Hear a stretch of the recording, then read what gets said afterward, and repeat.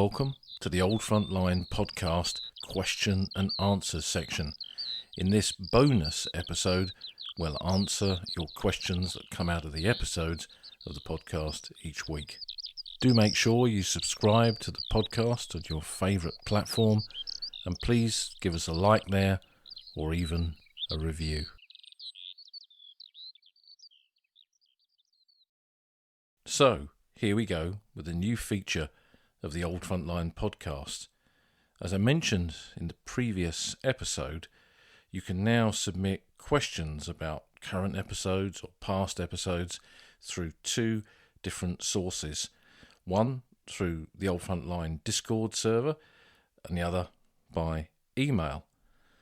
And you can find the links to those in the show notes of each episode. So, I'm pleased to say that following the announcement that you can now pose questions, and we'll answer them in these bonus episodes that we'll put out on a regular basis, I'm pleased to say that we've got 6 questions that have come in from people who listen to the podcast. And I'm hoping that these questions will prompt some more of you to ask other questions, either based on current material or perhaps some of your favourite episodes. So let's begin. Question 1 from Stella. What did the professional soldiers think of the civilian soldiers?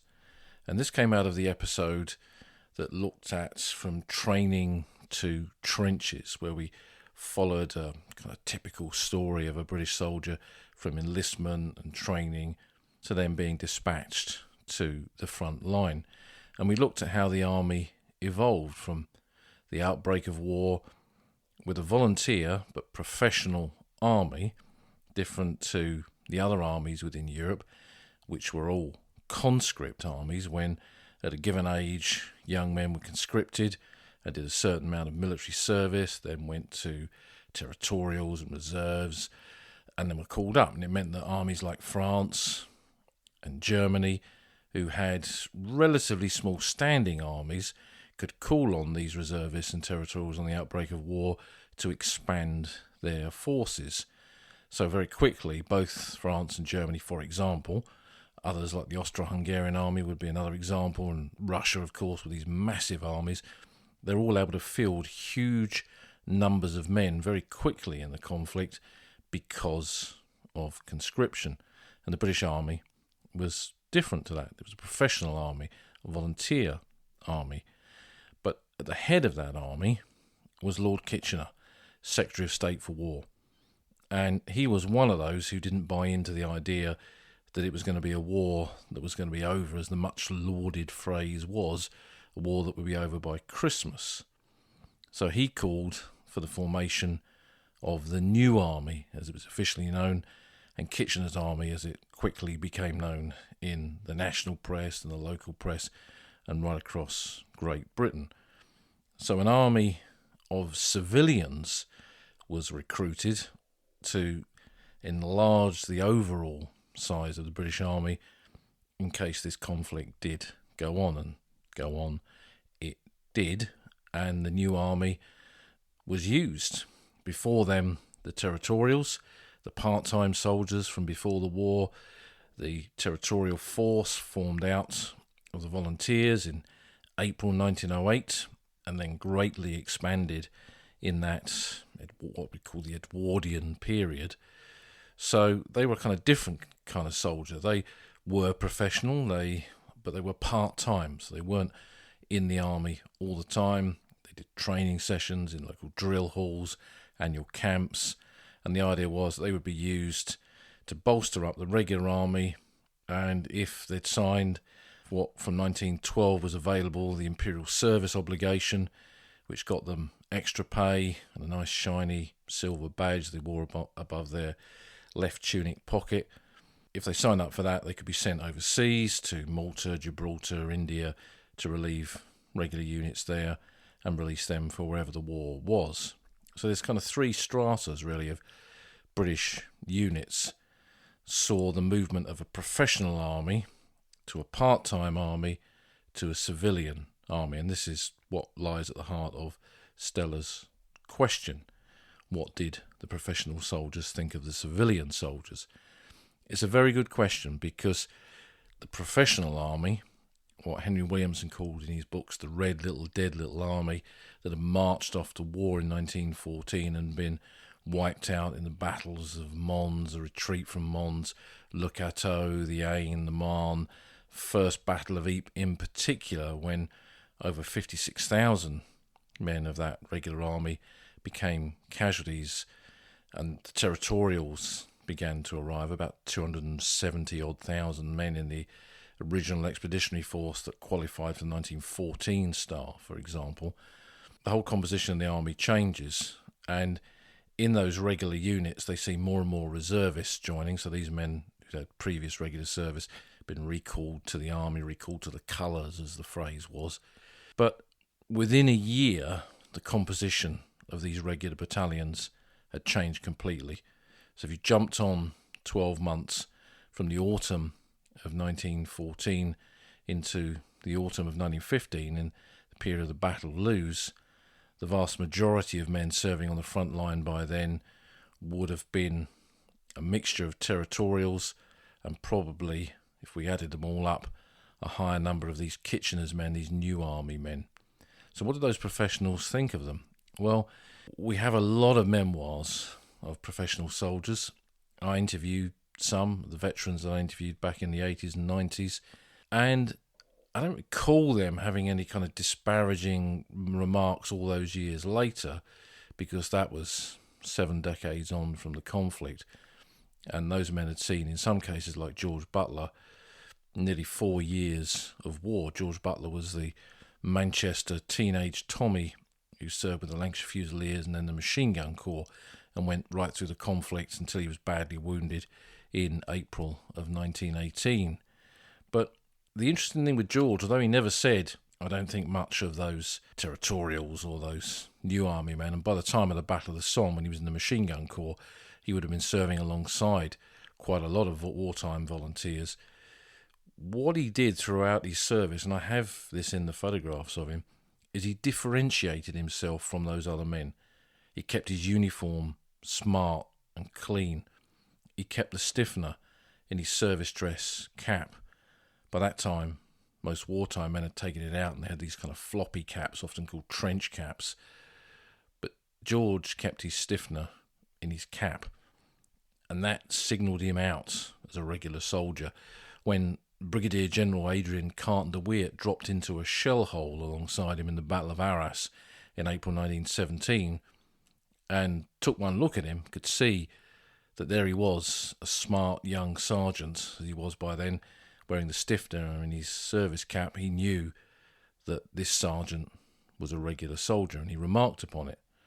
So I kind of think even in that kind of dress, he was making a statement there that he was a cut above the new army men. And if you think of it, a regular soldier, and George went into the army at 12. When the war broke out 4 years later, he was 16. He was army through and through. If you cut him in half, he's khaki from top to bottom.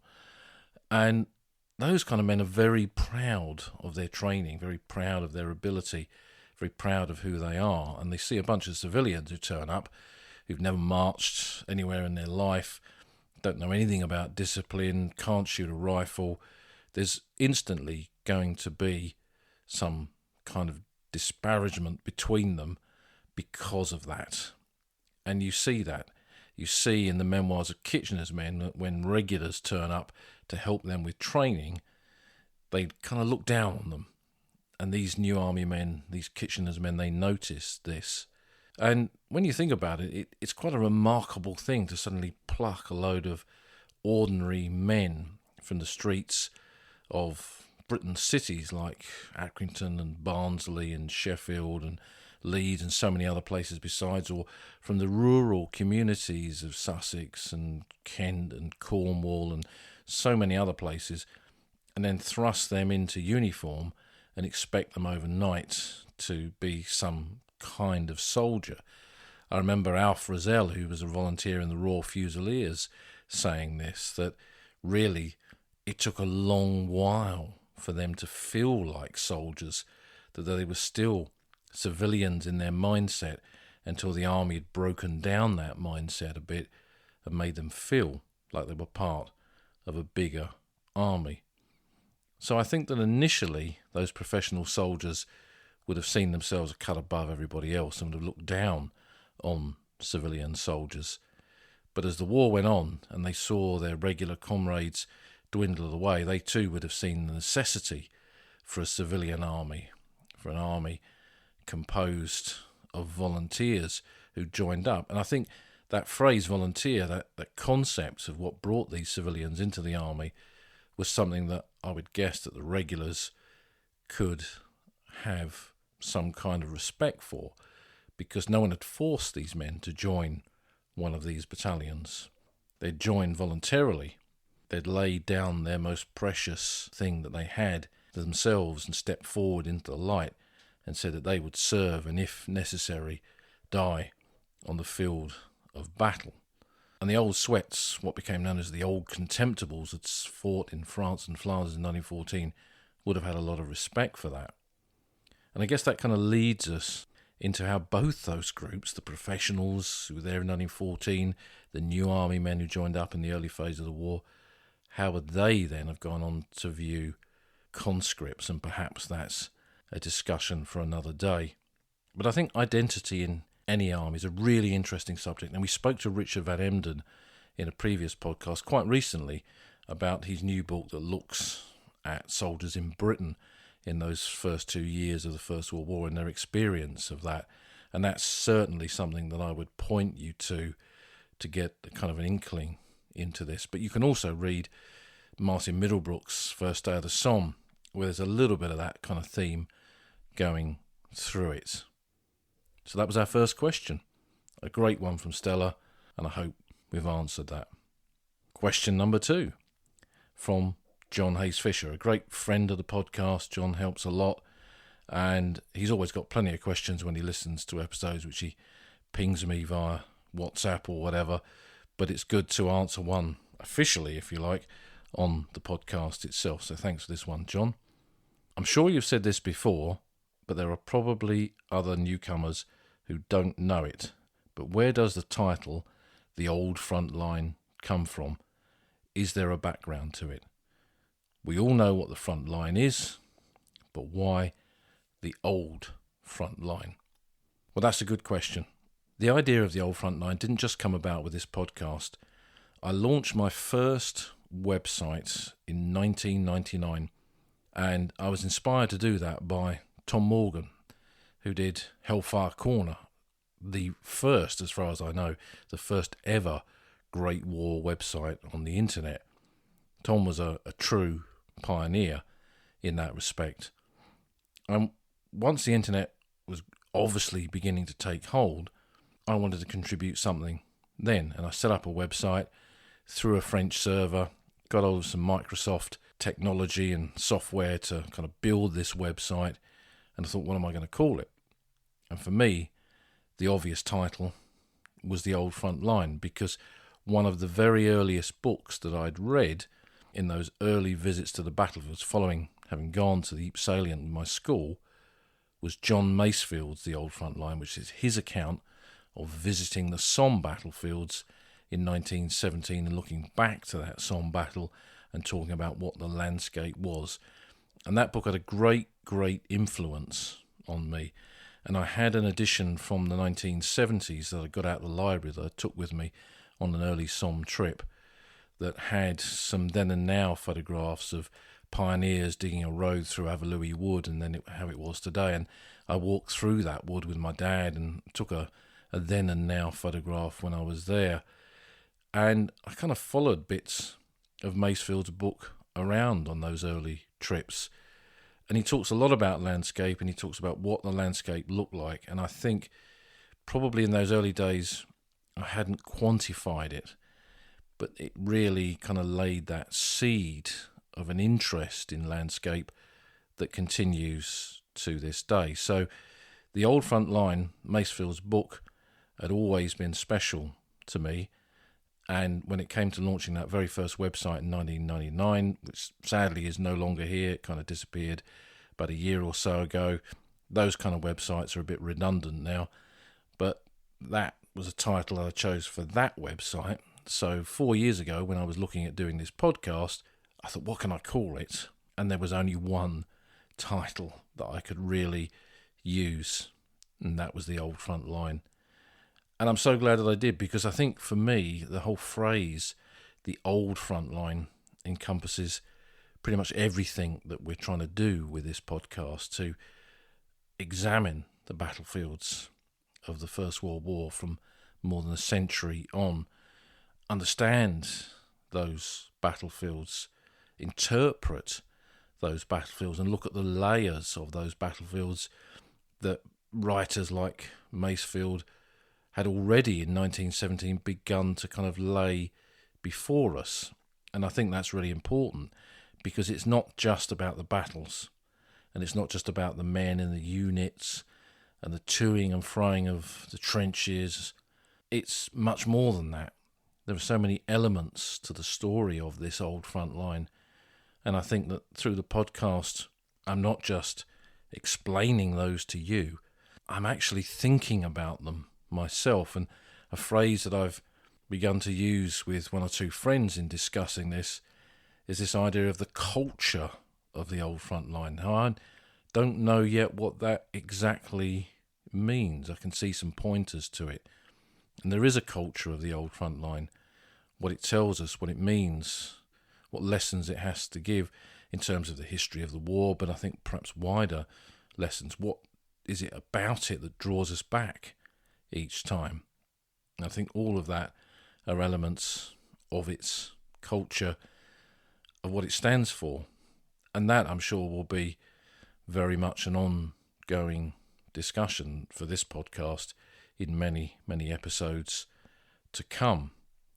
So the title comes from Masefield's book, a classic book, still in print, well worth seeking out. And a year or so ago, when Richard Williamson died, he was one of Henry Williamson's sons, and he had the bulk of Henry's library. Some of it had been given to the University of Exeter, but a lot was left over which they didn't want.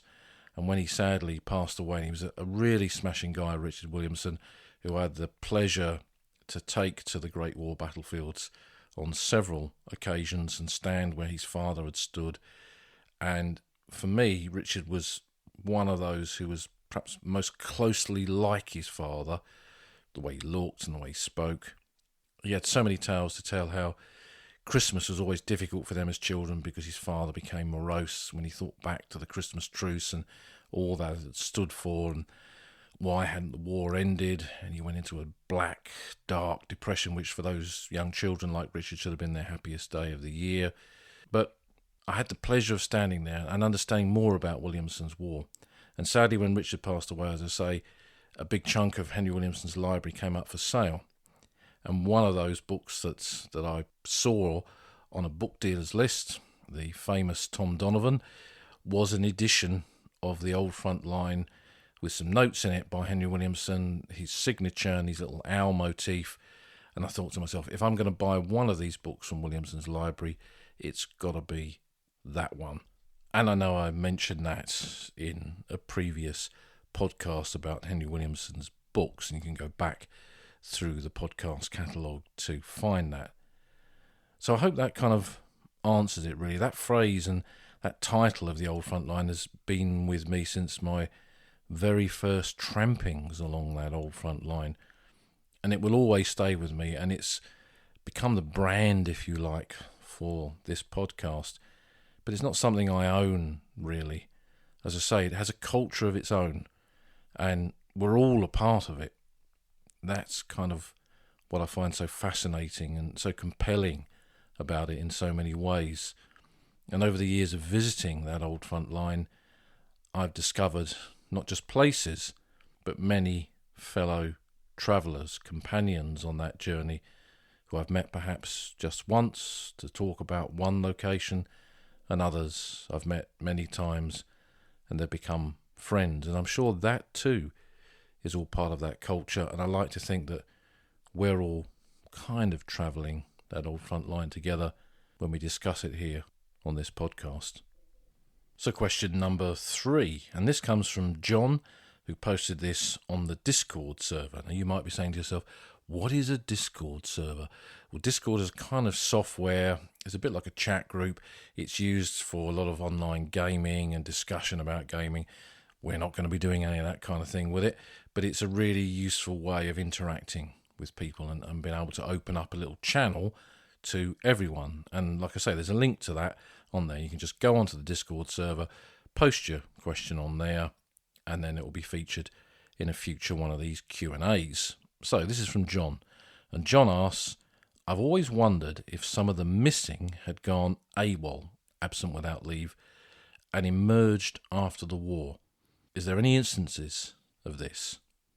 Well, I have a couple of stories. One of those comes from Will Bird. Will Bird is a Canadian who served with the Black Watch of Canada from 1916 through to the end of the war, and was awarded the Military Medal for his bravery at Mons in November 1918. And he wrote several books on his war experiences. One, his general memoir, which is And We Go On, which later became Ghosts Have Warm Hands.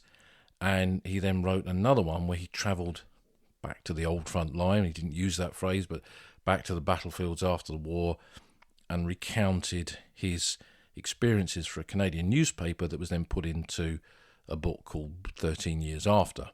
And I remember reading that in the reading room of the Imperial War Museum many years ago. I forget whether it was Rose Coombs or one of the other members of staff there who got this book out and said, you should have a look at this, you should read this. And I sat there and started reading through it, and there was a great story in there where Will Bird went into a cafe in Albert, and a guy came and sat with him, and they got talking. And this man was a British veteran of the Great War who had served but had disappeared, was posted missing. He saw an opportunity in a battle to walk away from that battle, disappear off the face of the earth, and somehow get away.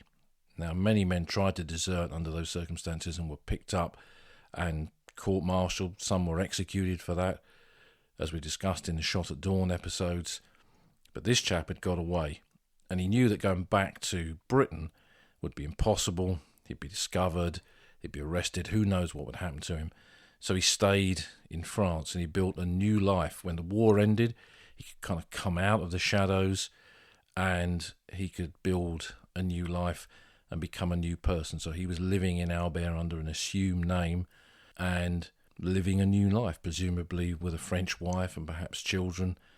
And I remember when I read that and then reread it many years later when I was living at Courcelette, and Will Bird had been in the battlefields of the Somme, up at Arras, and many places that I knew so well.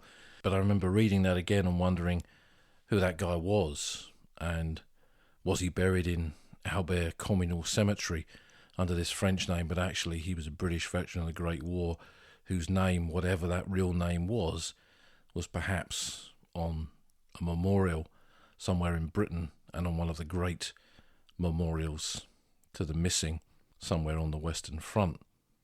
So it does seem that some men kind of fell through the gaps. And when you think of the size of the army, it's not an impossibility. It's kind of the stuff of fiction. But here's another example for you. And this one came from my old pal John Nichols, who wrote Cheerful Sacrifice, the best book about the Battle of Arras, in which he interviewed lots of veterans. And I think it was a colleague of John's who started research into his grandfather, who had been killed in the fighting of the Great War on the Western Front. And he found the older members of his family not that keen to discuss him. And right at the end of the life of one of those, the family secret came out. So there was this soldier, he died on the front. This chap had travelled with John to the battlefields, I believe, and seen his name on a memorial to the missing, which, don't quote me, I'm pretty sure was the Arras Memorial. And he kind of accepted that. And then when this elderly relative was in the last days of their life, they told him the story that what had actually happened 2 decades after the death of this man on the battlefield. A woman had turned up at the family home holding a child that looked remarkably like the soldier who had died. to tell them that he had just died and this was his child. And the family, so shocked, kind of slammed the door in her face and could not accept this, and the woman disappeared into the night, never to be heard of again. And so the presumption with that, and if you think of the kind of battlefields and the chaos and the carnage of the First World War, that this man had somehow swapped his dog tags with the body of a mutilated soldier that couldn't easily be identified, and those remains had been found with his dog tag on. And then the signal had gone back to the War Office, and the telegram had gone to the family, and the medals and the memorial plaque and the memorial scroll and everything else had been sent in memory of that soldier who had been fallen, and his name not just added to a memorial to the missing, but again to a war memorial in Britain. There he was, one of the glorious dead, but actually he'd survived, and in his case, by some miracle, had got back to Britain, perhaps after the war, perhaps he too had been at large in France, and then when the war was over, he somehow crept back to Britain and lived a new life under a new name, but obviously told his wife that he married in his new life, I should say, what the truth was and who his real family was, and that's how she was able to go and knock on that door. Now, I can't guarantee the veracity of that story, but I think when we look at those two examples, that one from Will Bird and the second one from many years later, we can see how this kind of thing is possible. Missing soldiers who perhaps weren't that missing in, like we say, the chaos and the carnage of the battlefields of the Great War. If somebody wanted to disappear, if that was their objective, then perhaps what better place? And I'm almost kind of surprised that there hasn't been a novel based on that kind of storyline. Perhaps there has, and some of you will write in and tell me. So I hope, John, that answers that one for you. Question number 4, which was sent in by Steve McQuaid via email. And again, in the show notes, there's an email link you can click on, opens up your email provider, and you can send an email question in. And Steve says, you reference many times how the British and Commonwealth troops travel from here to there along the front line, taking up new positions, becoming familiar with the terrain, the enemy, then moving elsewhere. I think you also mentioned the Germans adopting a different approach, with units holding their bit of the line for long periods. At many levels, that approach sounds the best and most efficient. Is there a general view on what worked best, and how was morale, for instance, impacted on both sides by the difference? Communications and supplies, tactical knowledge of terrain. It seems so fundamental to all that happened. That is, if I heard things correctly and the approach was different. So, Steve, you didn't hear things differently. It's what you say is exactly right. If you look at the British experience of the Western Front in the Great War, probably going back to the question from Stella about the difference between professional and civilian armies, the British Army was small when it went to war in 1914, just 7 divisions of 20,000 men each, plus cavalry and everything else. But a small army, just over 270,000 men in the original British Expeditionary Force, holding, by the end of 1914, about 20 miles of the 450 miles of the Western Front. And as the army expanded and the front held by the army, and then Empire, Commonwealth troops from all over the Empire, from Australia and Canada and New Zealand and Newfoundland and so many other places besides, I mean, the list is almost endless. We could spend the rest of the podcast listing all the different nations that contributed towards parts of the BEF, but you know what I mean. If we look at how that army expanded, it saw a longer part of the line being held and more units. And the British approach was to move those units around, because forever you're attacking the enemy, you're fighting battles in different places, whether it's Luz or Flanders or the Somme or Arras or Cambrai, and you need to move those divisions to the areas where you want to have your offensives.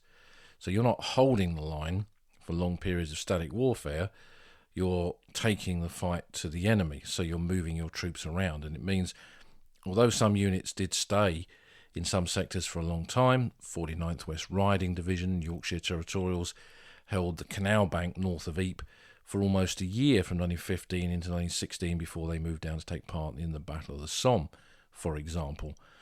mostly British troops moved around a lot. They went to Arras, and they went to Ypres, and then they went down to the Somme and moved around. And when you look at the diaries of men and accounts and war diaries of units, you see this. If you compare that to the Germans, then it's very different. The sector south of Messines, where just over 10 years ago we were privileged to work alongside Simon Verdigan when he dug that part of the battlefield up with a massive archaeological project, and we filmed it for a Channel 5 documentary. That part of the line around Messines was held by the Bavarian Army Corps for a big chunk of the war, from the end of 1914, when amongst the units that were there was Hitler's own Bavarian Reserve Infantry Regiment, through to the other units that served within that Bavarian Army Corps that were drawn from Bavarian units, and some of those were there for a big chunk of time, from the static warfare period through to the Battle of Messines in June of 1917. And if we jump down to the Somme, 26th Württemberg Division, which I've spoken about quite a lot on this podcast, it held the line at different points from Serre, then mainly from the Redan Ridge down to Beaumont-Hamel, down to the Ancre Valley and across to Chapval. At one point it had held Auvilliers and La Boisselle, had been in that area as well. That division took over the line in the autumn of 1914 and remained defending those kind of sectors right through to the end of the Battle of the Somme in 1916. Now, that's not untypical of many German units on different parts of the front. Keep them there for a long time, they build up the infrastructure, they know the battlefield inside out. But their policy, of course, is different. They're on a defensive footing. They're fighting a defensive war for most of that period, fighting back an enemy who is attacking them or taking them on in trench raids and patrols, outside of big battles. So it's a different kind of approach. But which one is best? I don't know. I can't give you an answer to that. If you're attacking an enemy to defeat them, you need to move men around. If you're defending ground for a long period of time, you want troops that know that ground inside out, so you can slaughter the enemy when he tries to attack you. But the danger of that tactic of keeping one unit in a forward position or a part of the battlefield for a long period of time, particularly when the enemy is interested in that battlefield, is that it will be reduced systematically by casualties. It will be ground down by the attritional nature of First World War fighting. And if we look at trench warfare in the Great War, we see a lot of examples of this. The 119th Reserve Infantry Regiment, the ones that defended the Hawthorne Ridge area on the 1st of July, very few men who were there when the mine was blown on the 1st of July and then defended that ground against units of the 29th Division were still serving in that sector when the Battle of the Somme ended in November 1916. It had suffered some staggering level of casualties that was upwards of 80% by that time, killed, wounded and missing. So it had been, as I say, ground down by static trench warfare and defending the same sector for a very long period of time. And when I read accounts of the current war involving trench warfare in the Ukraine, you see kind of elements of that. And if you saw the recent BBC documentary about one area of woodland in Ukraine, I think it was something like 99 Ukrainian soldiers defended that position, and by the end of the battle, I think only about 20 of them were still standing. The others had been killed, wounded, or had gone sick as a consequence of that service, which is not untypical for trench warfare in the Great War.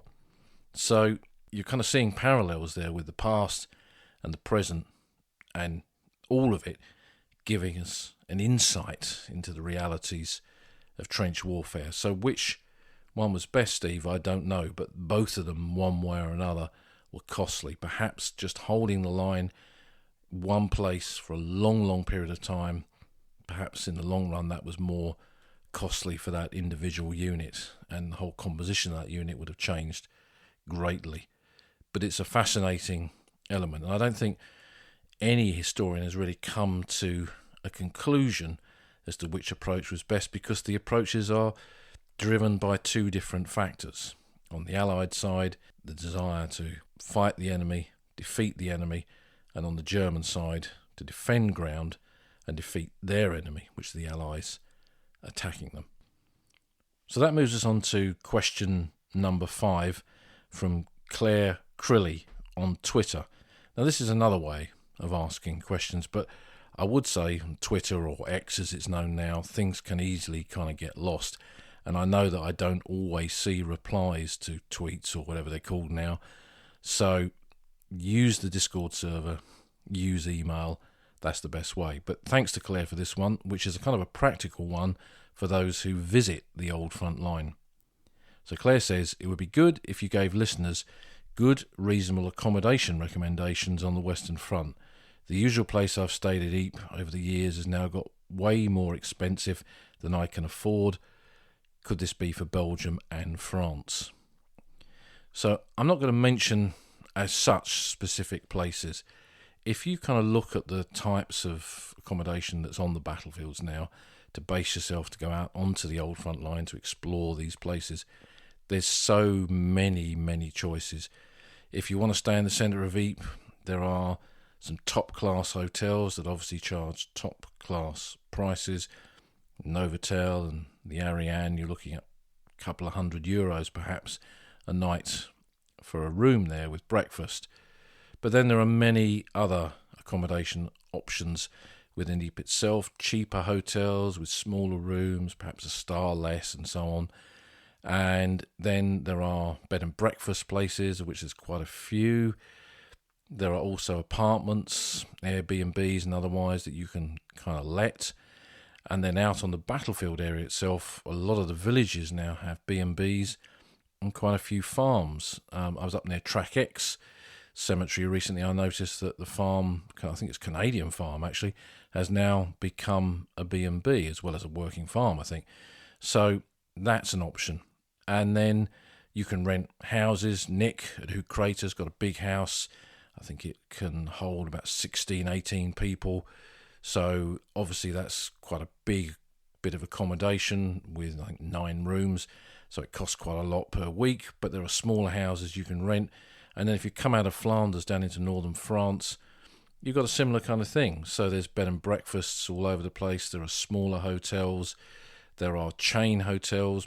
In France, they tend to be out of town, so you've got to be aware of that. The Ibis in Albert is located out of Albert, on the fringes of it, on not quite an industrial park, but not dissimilar.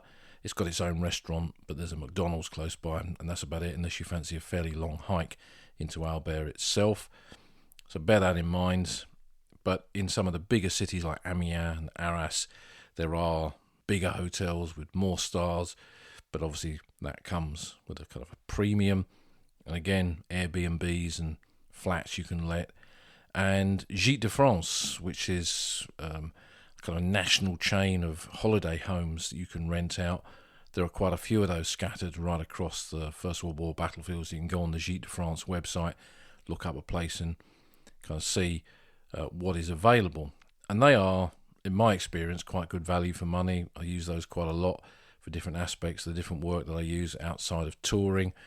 So that's a kind of option as well. But I quite like small hotels, kind of quirky hotels, particularly ones in towns, or not even ones in towns. So when I was staying in Ypres recently, I stayed for the very first time at the Kasselhof at Hoog. So on the Menin Road, right in the middle of the battlefields. I mean, you couldn't get more on the Old Front Line there, where I open my curtains and there's mine craters, German mine craters from 1916 that were blown underneath Canadian soldiers, and kind of surrounded by the Old Front Line there. So that's another kind of option as well. So there is a lot of choice out there, and there are English-run bed and breakfasts. I've never stayed there myself, but I know a lot of people listening to this have stayed at number 56, which is at Overlers on the Somme, which overlooks Mash Valley. And there are others besides. So you've got quite a lot of choice. I mean, you can go on to various websites, local tourist websites, and you can find all kinds of options for these. It really depends on what kind of accommodation that you're looking for. But for me, one of the things I like when I'm staying somewhere, Ypres slightly different because Ypres is kind of very much at the epicenter of the Great War in Flanders, and you're in that history if you stay in the city itself. And I like staying in the city and going up onto the ramparts of a summer's evening, or going down to the the Menin Gate very late, when the Menin Gate is empty of people and it's a bit more silent. I mean, you can't do that at the moment with the renovations, but last year and the year before, once COVID had kind of passed us by, we could travel again. It was great for me to be back in the city and being able to go down to almost have the Menin Gate to myself, not quite to myself, but there I was with the names of 55,000 soldiers who never returned, whose bodies were never found, or their last resting place is not known. So you're never quite alone there. But that's kind of one benefit of staying in a place like Ypres. And I think Ypres is unique in that. That kind of gives it a different kind of reason to stay there, because you are so connected to the Great War in that one city. But in other places, when I stay on the battlefields, that's why I like using Gîtes, because I try and pick places that are actually in little villages on the battlefields, or we can walk out in the evening and stand on a bit of ground. We stayed in one in Carnoy, on the southern end of the Somme front, near to the Talus Boisé, close to the front lines where the POWs went over on the 1st of July. And we could walk in the evening and look up and see the front line where Billy Neville kicked his footballs, for example, the 8th East Surreys and things like that. So there's a lot of choice out there, and I can't tell you where to stay or which place is better than another. It depends on your reason for going there.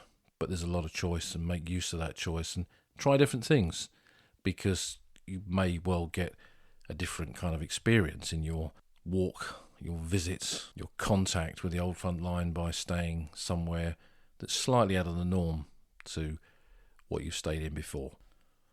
And then our sixth and final question is from Stuart Price, also via email, and a really good question to kind of end on.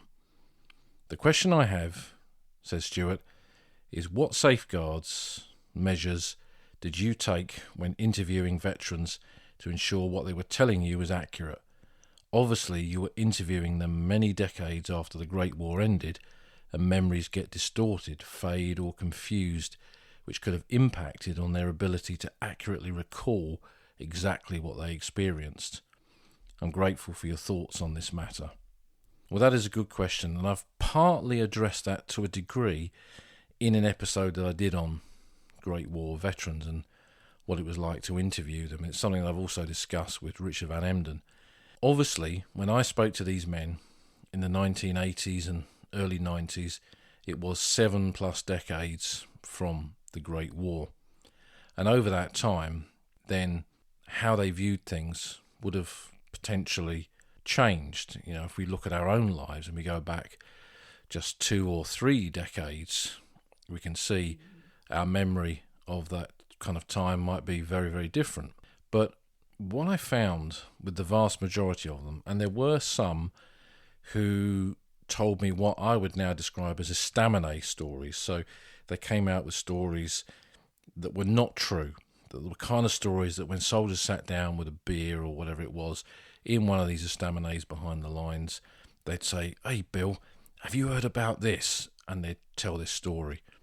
And I'll give you an example of this. There was a guy that I interviewed who was a warrant officer, a battery sergeant major in a Royal Field Artillery unit, and was awarded the Meritorious Service Medal. So this was a man who had had quite a long war, quite a difficult war in some cases. He was an Army Field Brigade, so they moved around a lot, and he'd been decorated with the MSM, and so his war wasn't for nothing. He'd done quite a lot. So he was an experienced soldier. And he told me a lot of really interesting stuff, particularly about gun sights and the guns at Ypres in 1917. But one of the stories he told me was about a soldier that he said had been executed. Now, I often asked veterans about this. If I knew what division they were in and I had an idea that in that division or even their unit a man had been executed, I would ask them. But before that information was released in books like Shot at Dawn, it was a kind of a general question. So I asked him, and he said, yes. He said, in fact, I was detailed for a firing squad. So I said, really? And he said, yes. He said, yeah, it was a major in the Army Service Corps. Oh, and he hated the war, or he was totally against the war. And of course, the higher-ups, they couldn't allow that. You couldn't have a major who'd be standing there saying the war would have to end and we shouldn't be fighting. So they had to make an example of him. So they decided to shoot him for what he'd said. And I was on the firing squad. And my ears kind of pricked up at this, and I thought, a major in the Army Service Corps executed? I don't think so. But I kind of listened in, didn't correct him, let him tell the story. So he's telling it, and I said, okay, so you were on the firing squad, what happened? And he said, I didn't actually pull the trigger in the end, he said, because luckily for me, the night before I was gassed, so I didn't have to do it. So that never happened. There was no major in the Army Service Corps executed, and certainly not one who kind of stood up and protested against the war. That wouldn't have resulted in a capital offence and an execution. So that was a barrack room estaminet story, and his get-out clause was being gassed, in inverted commas, the night before, so he didn't have to take part in the firing squad. So you had to be kind of mindful of those things. And I had one or two little stories like that. But out of those 300 or so, 350 odd that I interviewed, I would say that the vast majority were different, perhaps in our approach to the memories of the past, in that they had kept their experiences bottled up, and they had rarely discussed them, and in some cases I knew had never really discussed them. And it was like an unstoppable force that had been building up inside them for years and years.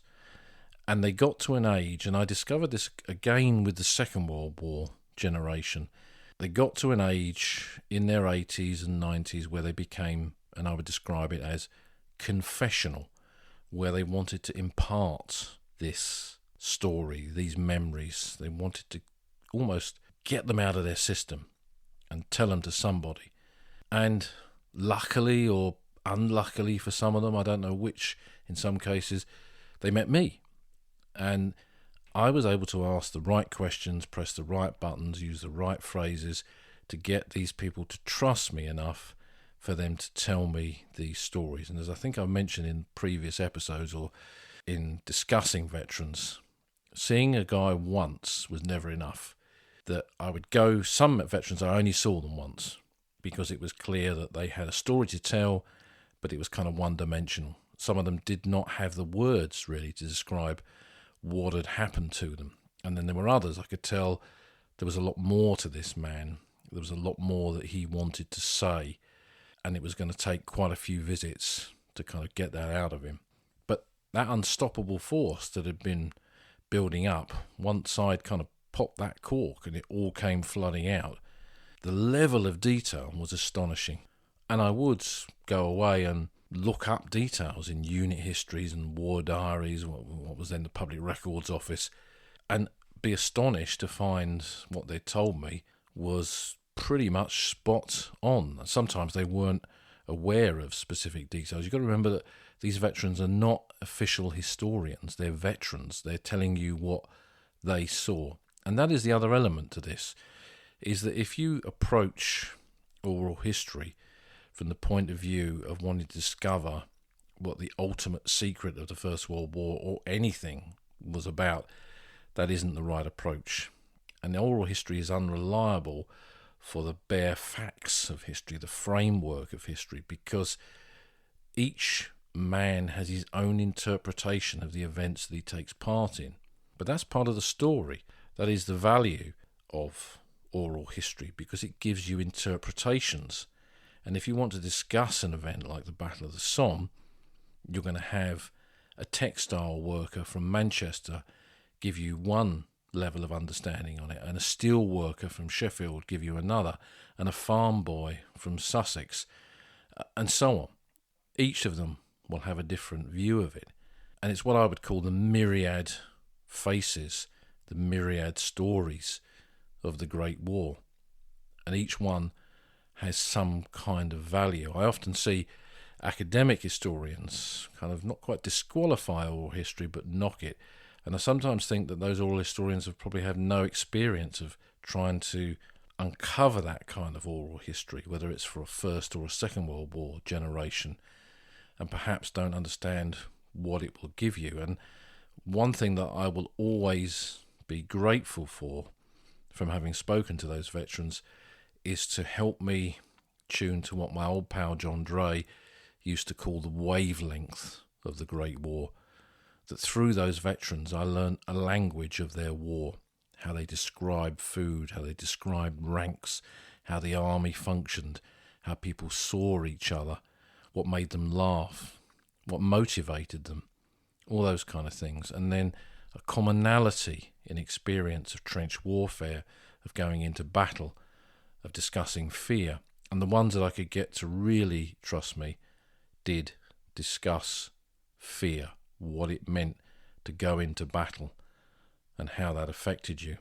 And sometimes they didn't have all of the words, all of the language to really tell the tale to its full extent. But then I kind of think that the simplicity of sometimes of their language was almost the genius of it, that these very simple phrases of a man sitting on an embankment with his comrades of the 17th Royal Welsh Fusiliers watching the rest of the Welsh Division march into the mist of Death Valley and the hammerhead at Mametz Wood and be wiped out, and how he could just discuss that in clear, concise, basic terms, almost like an automaton, and probably sitting there in 1916 and watching that, maybe he felt like one, devoid of emotion, impossible to take in the spectacle of line after line of men disappearing into the mist, and the firepower, the killing power,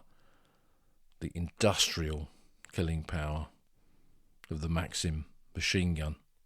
So I couldn't, at the time when they were talking to me, verify everything that they said. I just let them talk. That was the thing. And I never took anything that they said as gospel. And I would say I learnt that lesson again with the generation of the Second World War. That's another discussion for another day and another podcast, perhaps, another podcast series maybe. But if you go into the idea of oral history, as I say, telling you some greater truth about the war in terms of its history, that isn't the right approach. What these men will give you is an insight into the experience of war, what war does to men, and how it affects them.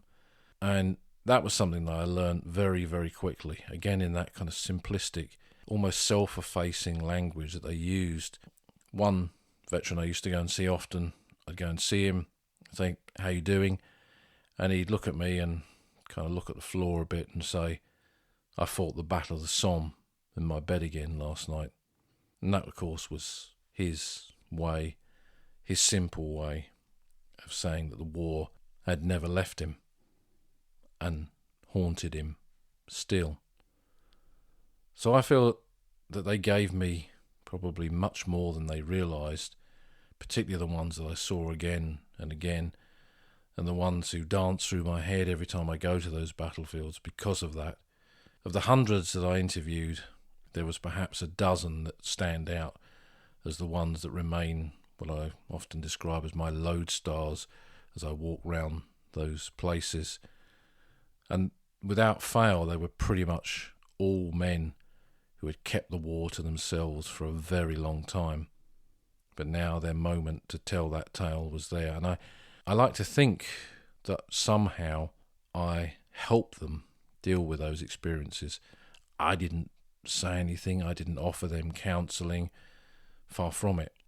But I gave them an opportunity to discuss something that could not be discussed with anyone else. I was enough of a stranger, but enough of a friend for them to trust me. And I will always be grateful for that. And it is the one thing that I continue to miss. So thank you for these questions. This will be a regular feature. I'm not saying it will be every week. We'll build up some questions and then we'll answer them in this bonus episode. And I hope that each time the questions will bring us back to reflect more and more on different aspects of the old front line.